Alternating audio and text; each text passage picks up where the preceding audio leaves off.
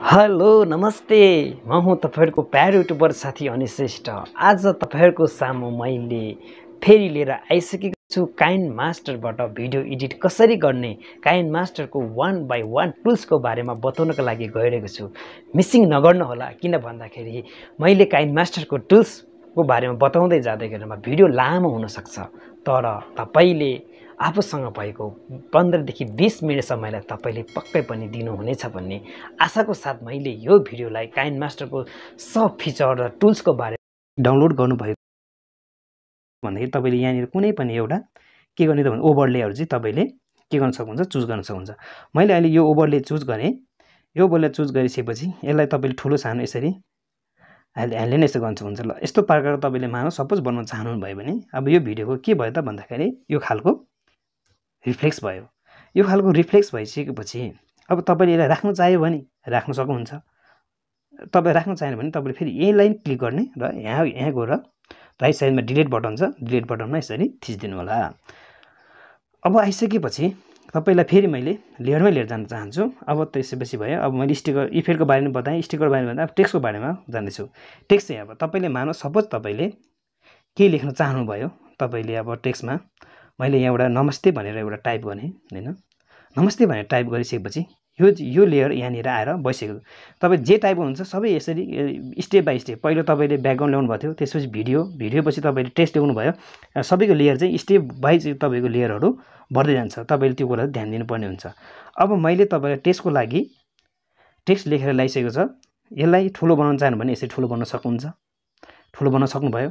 यसलाई तपाईले यसको फन्टहरु चेन्ज गर्नु पर्यो भने तपाईको फन्टको चेन्ज गर्न चाह्यो भने तपाईको यस्तो ए लेखेको ठाउँमा तपाईले यसै क्लिक गर्नुभयो भने फन्ट आउँछ। फन्टमा तपाई एन्डेड भनेको चाहिँ यहाँ अटोमेटिक पहिल्यै नै काइनमास्टरमा भएको यो फन्ट भयो। तपाई ल्याटिनमा जानुभयो भने तपाईले यहाँ काइनमास्टरमा तपाईले डाउनलोड गर्न सक्नुहुन्छ फन्टहरु।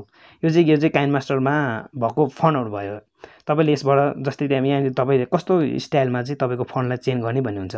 मानौ मैले चाहिँ अहिले यो फन्टलाई चाहिँ मैले चुज गरे भने मेरो अक्षर यस्तो खालको बन्यो। तपाईले आफ्नो टेस्टलाई कस्तो खालको शेपमा बनाउने र कस्तो खालको फन्ट राख्ने भन्ने तपाईको उसमा हुन्छ भने। अब यहाँ आइसकेपछि अब यसलाई मैले के गर्न चाहे त भन्दाखेरि मैले कलर चेन्ज गर्न चाहे भने कलरमा जाने। तपाईले रेड कलर राख्न सक्नुहुन्छ, तपाईले येलो कलर राख्न सक्नुहुन्छ। तपाईले यहाँ धेरै कलर छ, यो कलर तपाईले चुज गर्न सक्नुभयो। मैले अहिले येलो कलर चुज गरे। येलो कलर चुज गरिसकेपछि मेरो टेस्टको नमस्तेको टेस्ट मेरो यो खालको भयो। भइसक्यो भनेपछि अब तपाईलाई मैले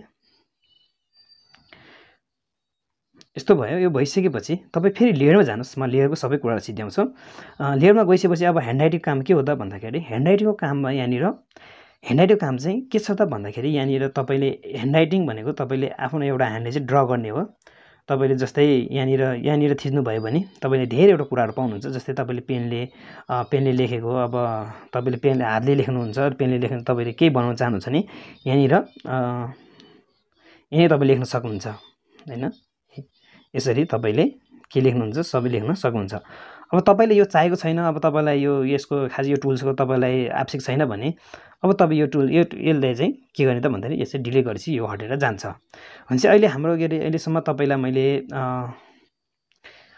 लगभग हाम्रो यो लेयरको सबै कुराहरु सबै टुल्सको बारेमा बताएँ साथीहरु।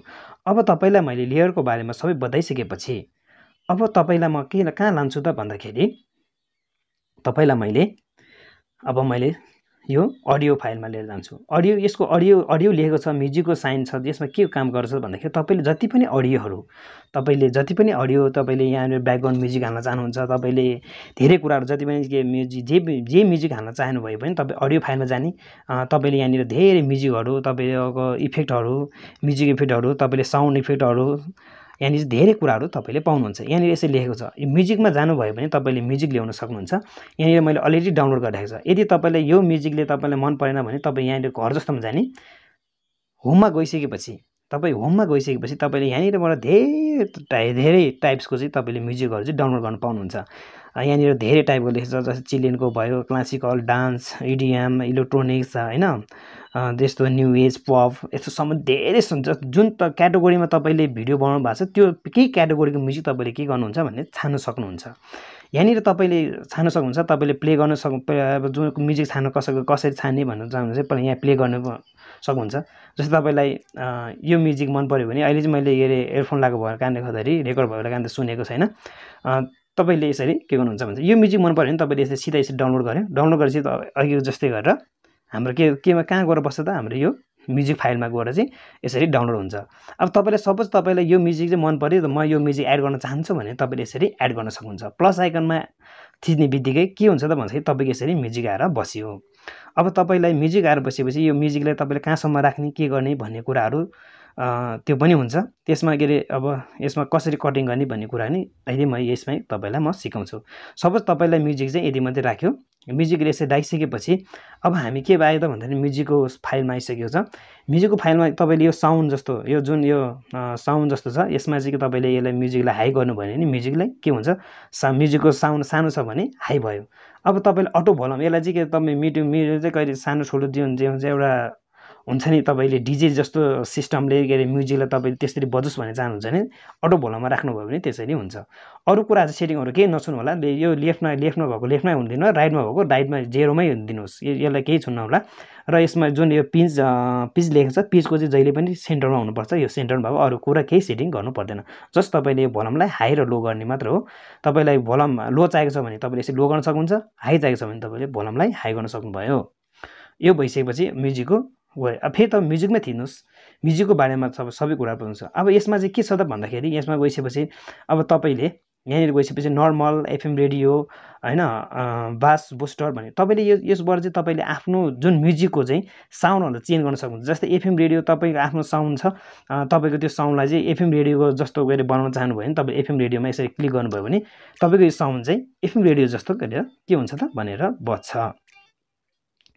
त्यसै भइसकेपछि अब तपाईँले यो पनि भयो। यो भइसकेपछि अर्कोमा छ यसमा चाहिँ तपाईँको के छ भन्दाखेरि भोल्युम इन्भेलप भनेको चाहिँ यसमा चाहिँ तपाईँको के हुन्छ भन्दाखेरि तपाईँले यसरी भोल्युमलाई मिनिमाइज र म्याक्सिमाइज गर्नुपर्ने हुन्छ। तपाईँले जस्तै कि अरे यो भोल्युमलाई भयो, यो भोल्युमलाई जस्तै तपाईँको यो भन्दा नि आफ्नो भिडियोमा जाउँ, आफ्नो भिडियोको साउन्डलाई चाहिँ तपाईँले त्यस्तो गर्नुभयो भने के हुन्छ त भन्दाखेरि तपाईँको साउन्ड चाहिँ लो र हाई छ भने त्यहाँबाट तपाईँले के गर्न सक्नुभयो, मिलाउन सक्नुभयो।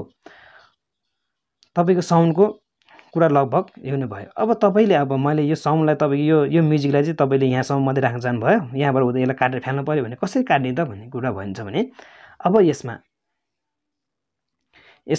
सब माथिदेखि नै जाउँ। अब मैले तपाईँलाई म्युजिक यहाँसम्म ल्यायो। अब यो रिजर्भ भन्ने चाहिँ तपाईँको म्युजिकलाई चाहिँ रिजर्भ गरिदिन्छ। तपाईँको यो म्युजिकलाई रिजर्भ गर्नु छ, तपाईँले यो म्युजिकलाई चाहिँ आफ्नो त्यो साउन्डभन्दा अर्कै साउन्डमा रिजर्भ गर्नु छ भने तपाईँले रिजर्भमा गरिदिनु होला। यसलाई रिजर्भ गऱ्यो भने के हुन्छ त भन्दाखेरि यो रिजर्भमा यसरी जान्छ साथीहरू। रिजर्भमा यसरी गइसकेपछि यहाँनिर धेरै रिजर्भ साउन्ड हुन्छ। जस्तै केपमा तपाईँ एरिना होइन, चर्च यस्तो जुन तपाईँले कुन साउन्डमा रिजर्भ गर्न चाहनुहुन्छ त्यसरी रिजर्भ गर्न सक्नुभयो भने अब